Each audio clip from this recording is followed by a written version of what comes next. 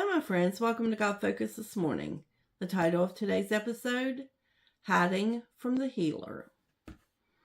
I can remember as a child hiding from my mom when I got scraped up playing outside because she would come with that red liquid pain in a bottle and put on my wounds to prevent infection. The disinfectant always worked, and in a couple of days all would be well.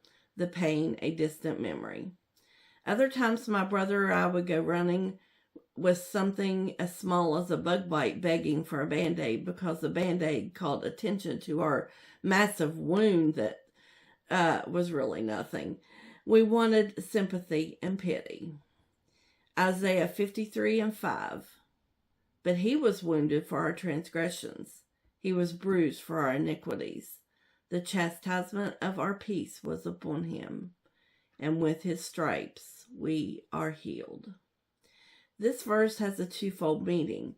We were wounded spiritually before we were born. Adam and Eve sinned, and all mankind was born wounded. Jesus is the answer to our spiritual sin sickness. Yet how long did we run from the healer? He was trying to disinfect our soul, but we ran because the pain of change seemed too big.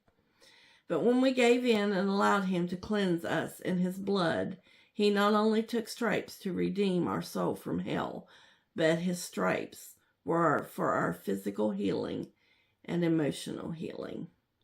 I've met people who have walked through some horrific things. I myself have walked through depression and grief, but I've learned most of the time not to run from the healer. It is better to pour it all out. Pour out all the pain in those sobbing prayers that God can only understand. He has the cure. He can pour in the oil and the wine of his spirit to heal us. After tragedy, most people can find healing and move on with their lives. Emotional pain can come in lots of forms, but even when wounds have healed, sometimes there are scars left behind. We will be able to share our stories to help others to know that they too can be healed. Walking through painful things develops compassion in us. We can sympathize with someone in a similar situation. However, we must guard our lives against those who are just wanting a Band-Aid. They just want pity or sympathy. This is a form of manipulation. That person may not be aware that they are manipulating you, but then again, they may be. Many years ago, I tried to help a woman that was new to our church. She had multiple issues because of bad choices in her past. Over 3 or 4 months, I spent countless hours on the phone with her, letting her talk about her problems. Nothing changed because she had not really changed. I realized the reason that she was attending church. She thought if she gave her life to Jesus, that he would bring her husband back to her.